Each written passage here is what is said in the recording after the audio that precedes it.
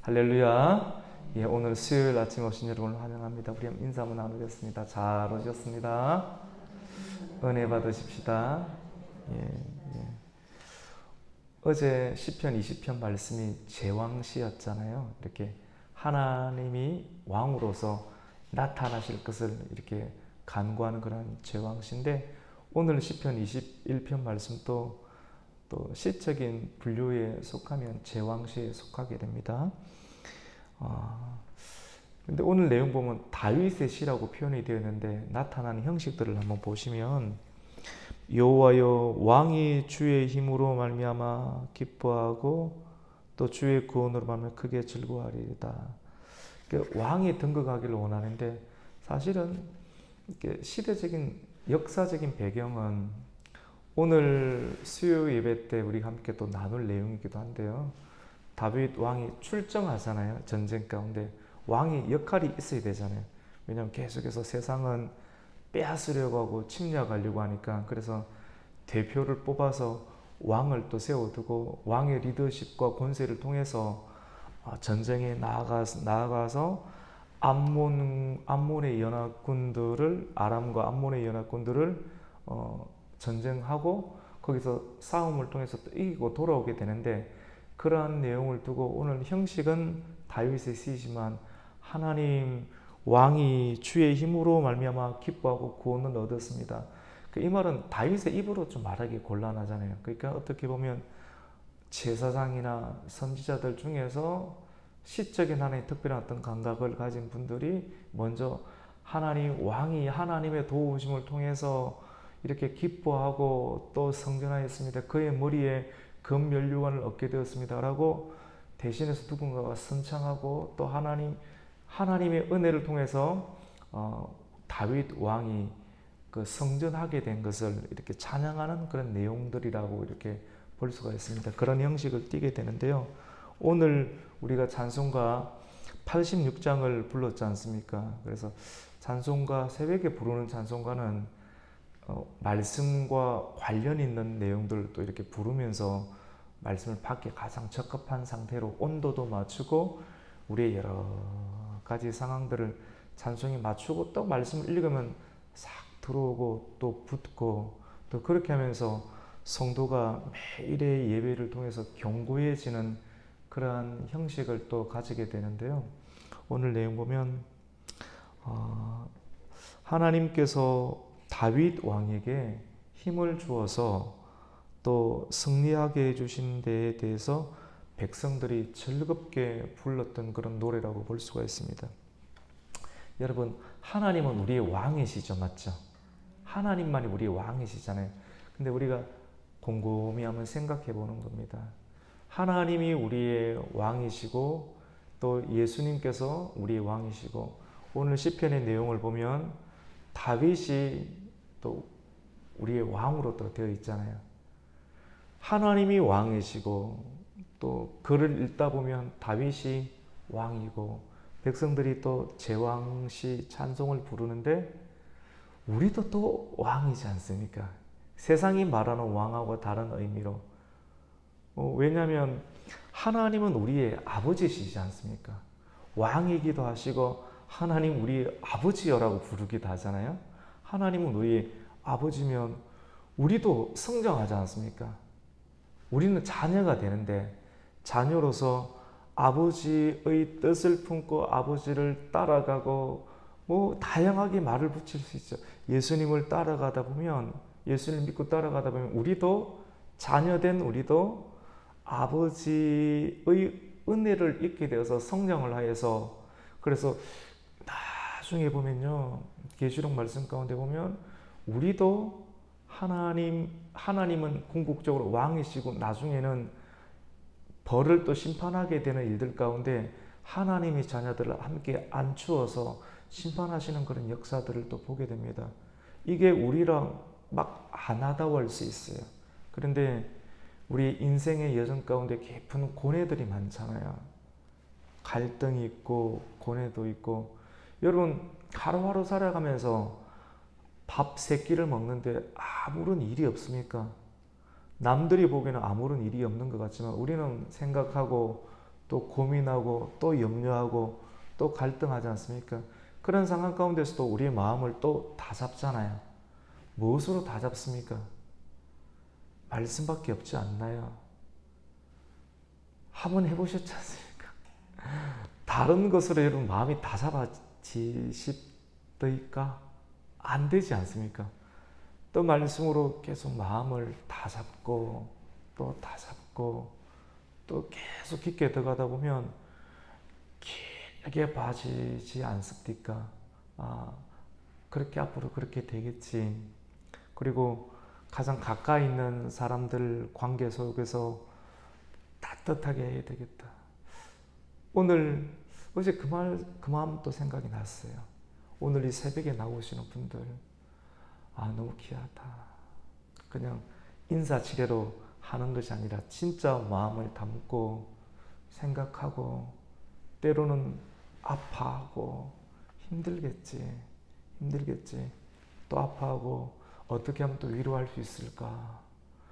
사람에게는 또 한계가 있는데 최소한의 그 마음을 가지면서 진심을 가지면서 또 말씀으로 하루를 또 채워나가고 여러분 하나님이 우리 왕이 되시고 다윗이 왕이 되고 또 우리가 하나님을 아버지라고 고백하는 우리 한 사람 한 사람이 앞으로는 또 우리가 왕이 될 텐데 요한복음 1장 12절 말씀 가운데 보면 영접하는 자 곧 그 이름을 믿는 자들에게는 하나님의 자녀가 되는 권세를 주셨으니라고 했지 않습니까?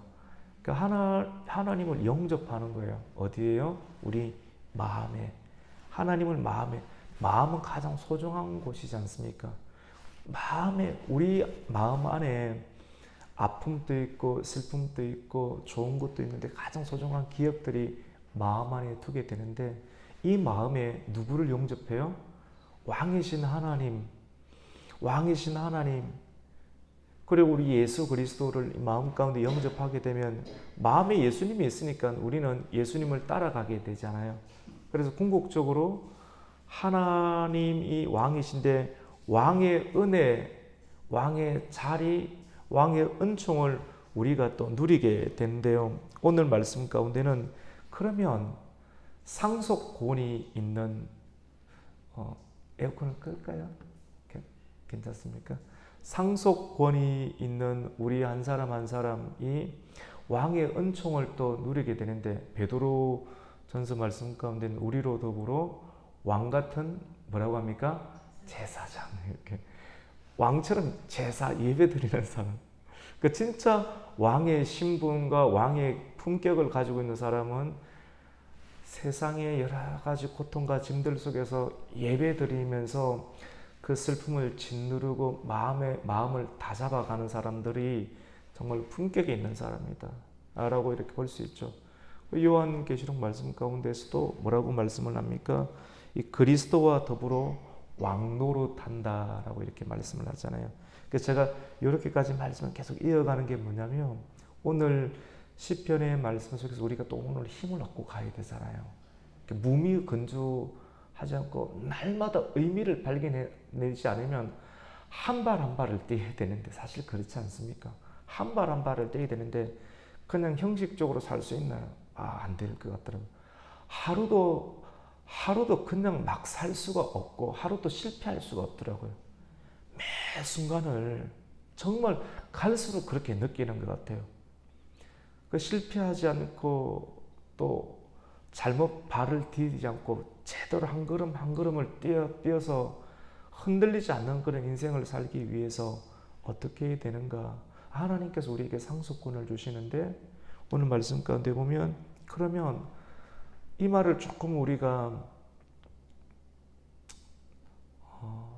하나님을 의지할 때 우리가 진짜 하나님을 의지하는 인생을 살아가게 될 때 하나님께서 우리에게 주는 유익이 있습니다. 이렇게 만들었어요.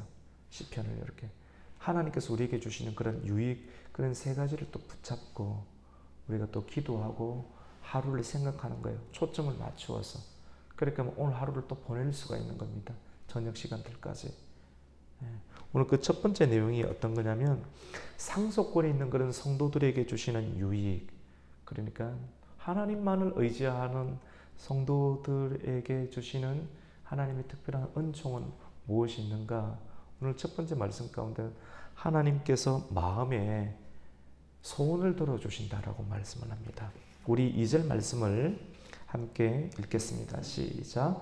그의 마음에 소원을 들어주셨으며 그의 입술의 요구를 거절하지 아니하셨나이다. 셀라. 그의 마음의 소원을 들어주셨으며, 여러분, 하나님은 우리 성도가, 저와 여러분이 하루하루를 살아가면서 마음의 소원을 품기를 원하세요. 그냥 멍하게 살아가는 것이 아니라 계속해서 살아있어야 됩니다. 생각이 살아있어야 되고, 생각이 질서 있게 계속 만들어져야 되고, 적절한 온도가 계속 유지가 돼야 되고, 언제든지 손님이 왔을 때 칠 수 있는 여유를 가지고 있어야 돼요. 갑자기 호들갑을 떨거나 불안해하는 것이 아니라 늘 준비하고 있어야 되는, 늘 여유치를 가지고 있어야 됩니다. 물질뿐만 아니라 세상 사람들은 물질을 늘 여유치를 두는 게 좀 지혜롭잖아요.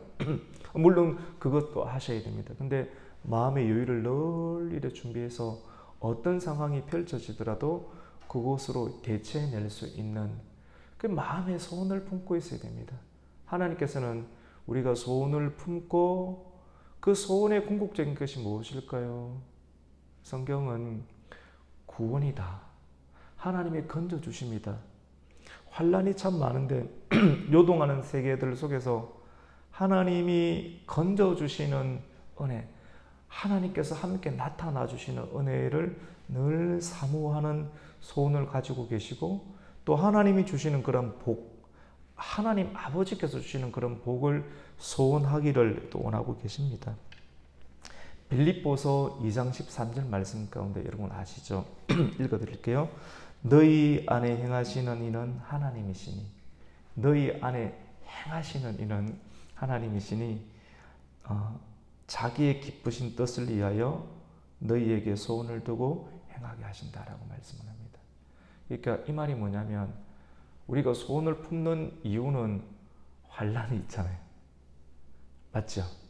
그러니까 환란이 있으니까 복잡하고 어지럽고 살았으면 좋겠다, 잘 되었으면 좋겠다는 그런 상황이, 마음의 소원을 품는 것은 주변의 상황에 환란이 있다는 거예요.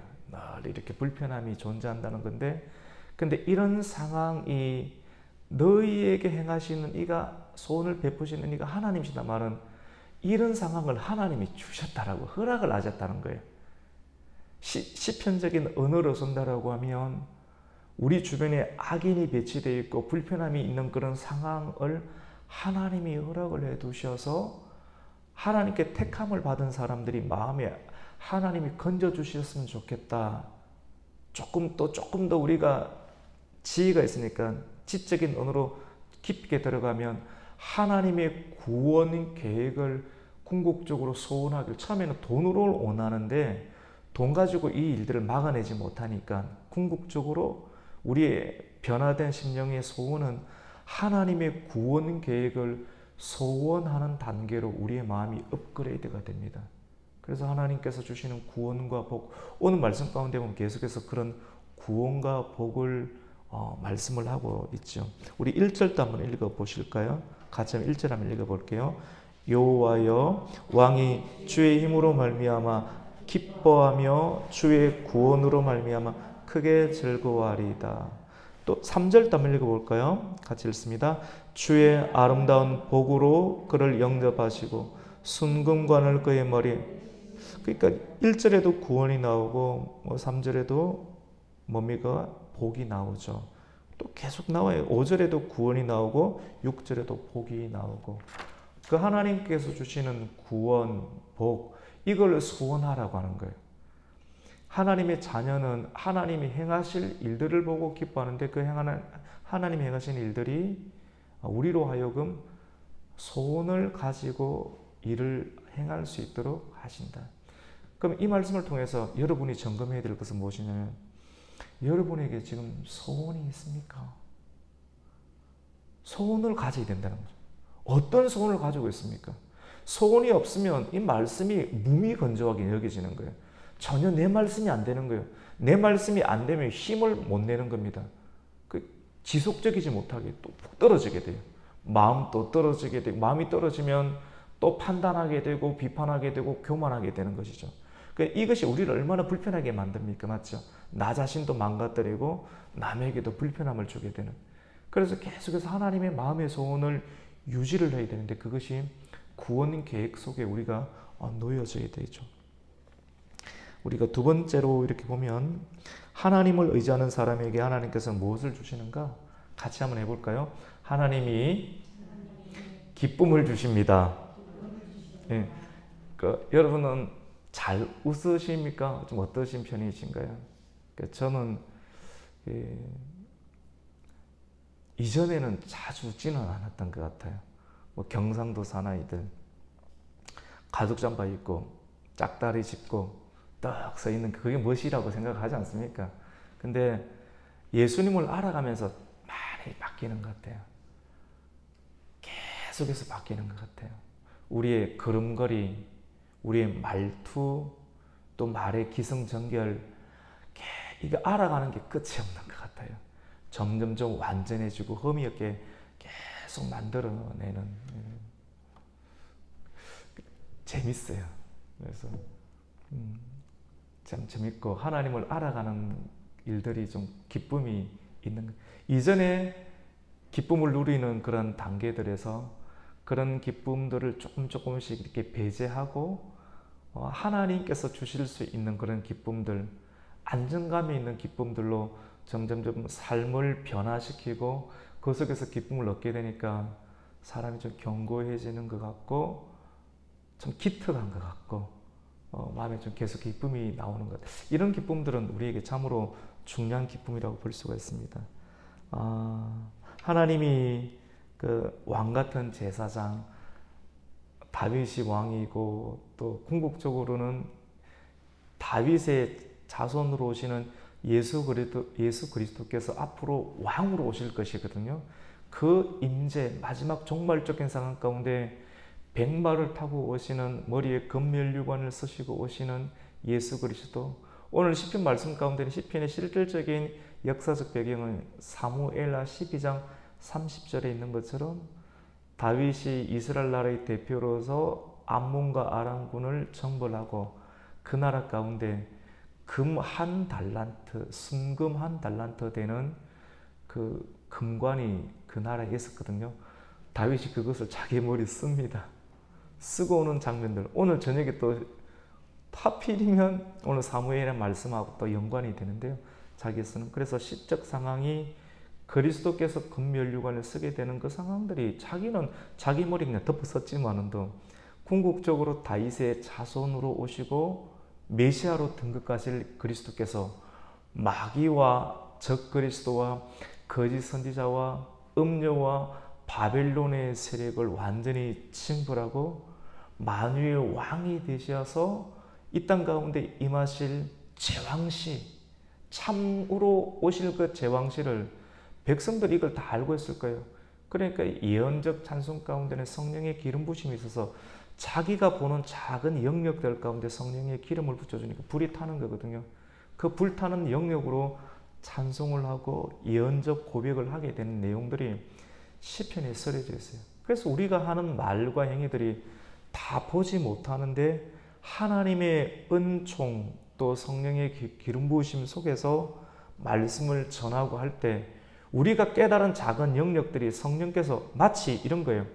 다윗이 돌멩이 하나 자기가 던졌는데 자기가 던지는 것 가지고 뭐 하나 맞출 수 있겠습니까? 근데 자기가 믿음으로 딱 던졌는데 거기에 누가 하나님께서 밀어주시는 거예요.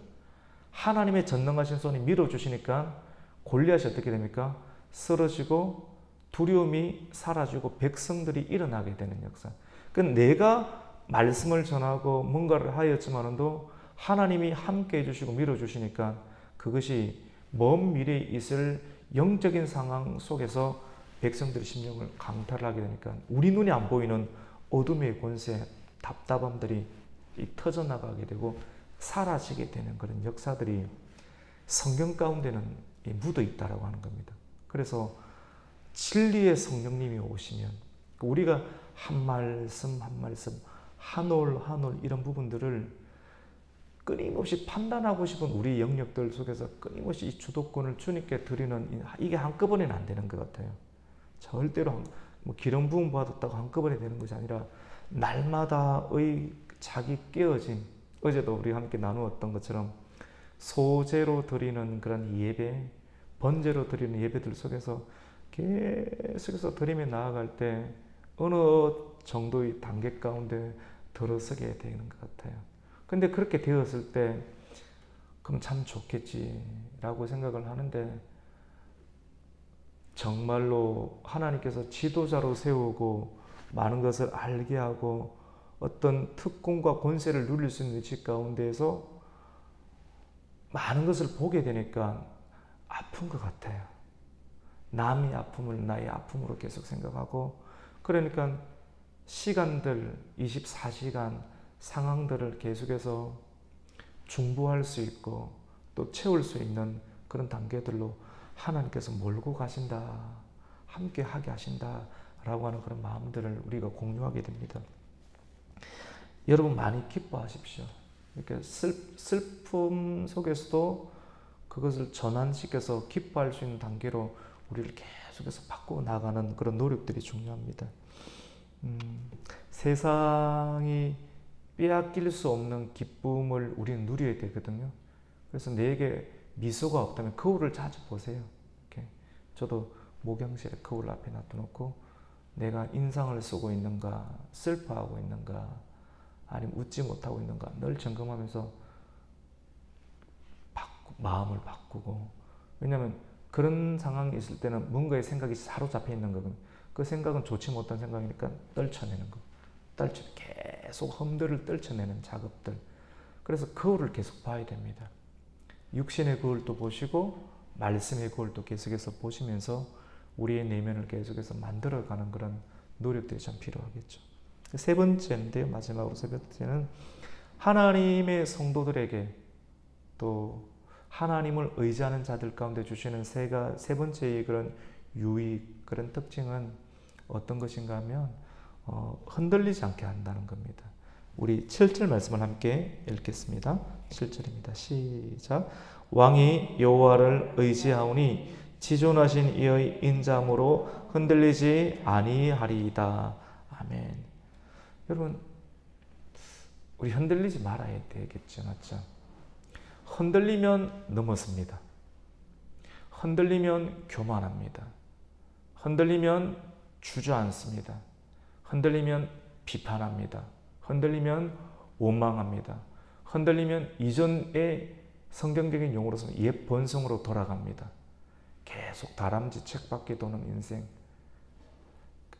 계속 우리가 성경 읽어도 뭐 창세기만 읽고 조금 가다가 또 포기해버리고, 창세기만 읽고 마태복음만 읽는 인생, 이 의미 이해되시는 거예요? 조금만 더 열심히 가졌다가 또 포기해버리는 인생. 언제까지 이렇게 살아갈 수 없지 않습니까? 끝까지 가야 되잖아요. 한 번 시작한 인생을 지루한 시편을 지나가야 되고, 지루한 전도서 역대기서를 지나가야 되고, 그 지루한, 그러니까 인생은 여러분 홀로서기입니다. 남이 신경 안 써줍니다. 남이 신경 써주십니까? 남을 의지하고 싶지 않습니까?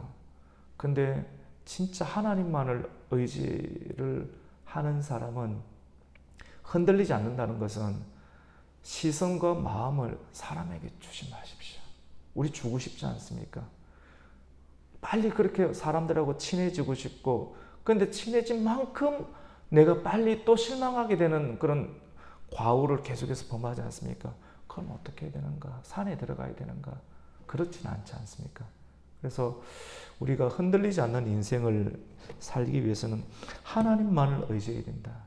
어제 말씀 기억나시죠? 하나님만을 의지하는 사람은 어떻게 한다고 합니까? 말의 힘줄을 어떻게 해요? 끊어버리는 것. 그리고 병거를 끊는 것. 이거를 보편적인 언어로 한다면, 주님께서 내게 주셨으니 내가 주님 주신 감동대로 또 흘려 보내겠습니다. 매우 정상적으로 사는 겁니다. 의지한다.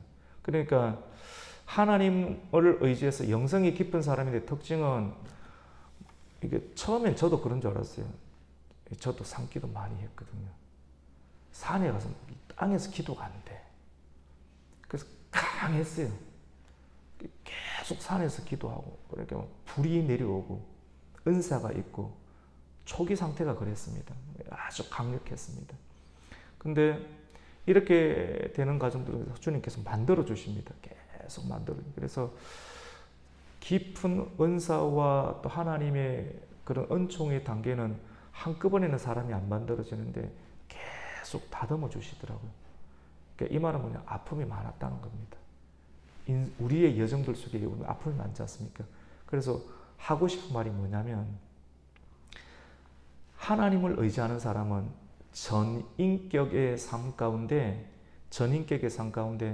사람다운 면모를 지닌다라고 하는 것이죠. 너무 빠른 것, 100m 달리기 하듯이 우리가 은혜를 받으면 그 사람은 400m 계속 못합니다. 그리고 때로는 우리가 삶의 여정들 가운데 하나님 펼쳐주는 상황이 계주를 해야 되는 상황 가운데도 있고 또 10km를 뛰어야 되는 상황이 있는데 내가 은혜를 받는데 100m를 뛰듯이 전력 질주하는 형태로 여러분 10km를 우리가 달리게 되면 그 사람은 그냥 100m 지나고 나서는 인생 끝입니다. 우리 그렇게 신앙생활을 할 수도 없고 그래서 우리의 말씀을 듣는 태도 이런 패턴들이 굉장히 불과 같은 은혜만을 좋아하는 사람이 있어요. 중독입니다. 중독이에요. 중독. 그 사람은 다른 사람을 적응 못합니다. 신앙생활을 못합니다. 그리고 다른 말씀을 들리지가 않습니다. 그 영역만 끊임없이 찾아가는 거예요. 불과 같은 불을 주셔서 불만 받게 되면 불이 나머지 영역은 일반적인 인생의 영역은 불이 아는 것 같아요. 이거는 하나님의 은혜가 아니다라고 자기가 규정 짓는 삶을 살아요. 공허한 인생을 살아요. 그래서 불도 받고 그래서 하나님께서 그 이스라엘 백성들을 애굽을 뛰쳐나오고 난 다음에 많은 시간들을 광야에서 계속해서 버티게 하시고 뱅글뱅글 돌게 하셨던 이유들을 우리가 계속 한번 생각해 볼 필요가 있습니다. 전인격적으로 만들어져야 됩니다. 천천히 가는 연습들.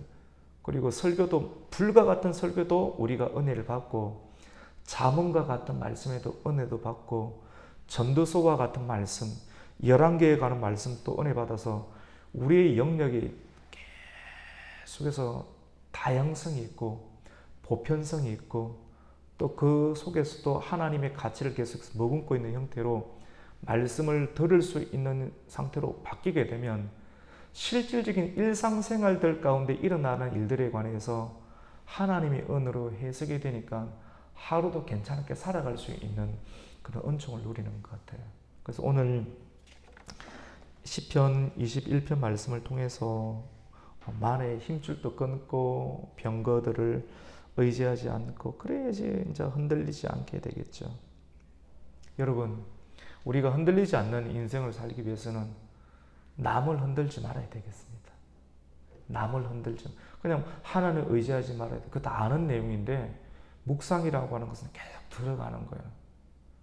우리가 남을 흔든다니까요. 우리의 걸음걸이, 우리의 말, 우리의 습관이 우리가 안 들릴 뿐이지 누군가를 흔들고 있다는 걸 깨닫게 될 때 그때부터 변화가 일어납니다. 자기 점검이 들어가게 되고 자기에게 계속해서 채찍질을 가하게 되면서 사람의 변화가 성숙이 일어나게 됩니다. 근데 이거를 모르면 그냥 막 살아가는 거죠. 그냥 내 이전의 습관대로 쭉.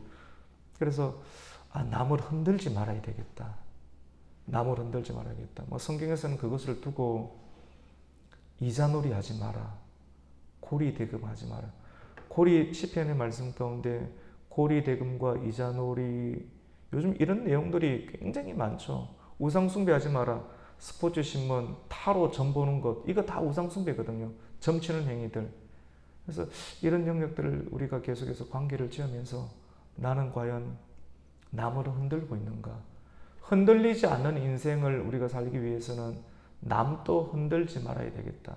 내가 하는 말, 행위, 습관 십계명 내용들 보면 남 흔들지 않는 거지 않습니까? 남 흔들지. 남의 집에 그 도둑질하지 말라. 물건 훔치지 말고 남의 집에 있는 거 쳐다보지 마라. 쳐다보게 되면 흔드는 것 아닙니까? 선악과 따먹지 마라. 보게 되면 하나님의 영역을 흔들게 되니까 하나님을 흔들어 버리면 자기 흔들리는 거 아닙니까? 죄 가운데 빠지는 거거든요. 아, 그런 거구나. 또 우리가 또 깨닫고 생각을 하게 되면서 우리 마음을 정돈합니다. 여러분, 오늘 말씀을 통해서 하나님을 의지하는 사람의 특징은 오늘 세 가지인데요. 마음의 소원을 가지고 있는다. 내가 마음에 오늘 소원이 없다라고 하면 소원을 달라고 기도하시고 그 기도의 방향이 하나님의 구원 계획 가운데 들어가게 해주시고 하나님의 건드심과 하나님의 복을 받게 해달라고 기도를 하시고요. 두 번째로는 하나님을 의지하는 사람의 특징은 마음에 소원이 있고 마음에 뭐가 있습니까? 기쁨이 있다는. 계속 마음에 기쁨이 샘이 있어야 됩니다. 세 번째로는 흔들리지 말아야 되는 것이죠. 그리고 우리가 그럼 흔들리지 아니하는 하나님 나라에 투자하십시오. 흔들리지 않는 곳에 마음을 두고 흔들리지 않는 곳에 마음을 뜻을 정하면 안 흔들립니다. 뜻을 안 정했어요. 사람들이 흔들리는 이유, 힘있게 나서지 못하는 이유는 뜻이 안 정해졌기 때문에. 뜻이 안 정해진 이유는 무슨 말입니까? 기도 생활 안 한다는 겁니다. 기도 안 해봤다는 겁니다. 다니엘이 뜻을 정하니까 생명 걸고 환난 가운데 들어가서 살아남지 않습니까? 구원을 경험한 기쁨이 있지 않습니까? 사람들이, 대부분의 사람들이 뜻을 안 정했습니다. 그냥 상황 되는 대로 가겠다. 한번 가보고 마음에 안 내키면 언제든지 발을 빼겠다. 신앙생활 안 합니다. 흔들리는 인생 살아갑니다. 대부분 그것이 안정권이 있는 것처럼 보이는데 안정권이 아니라 그냥 살아가는 거예요. 막 살아가는 거예요. 오늘 말씀을 통해서 뜻을 정하랍니다. 뜻을 정하십니다. 뜻은 뭐냐면 내 뜻이 아니라 기도해보면 성령께서 감동을 주면 그 감동을 받고 믿음으로 선언하고 믿음으로 마음에 소원하고 우리가 달려가다 보면 하나님의 구원 계획을 알게 되고 마음에 즐거움이 있고 기쁨이 있고 요동하지 아니하고 흔들리지 않는 인생을 산다라고 하는 오늘 시편 21편의 말씀을 붙잡고 기도하십시오. 내가 생각하면 힘들어요. 생각하면 포기하게 됩니다.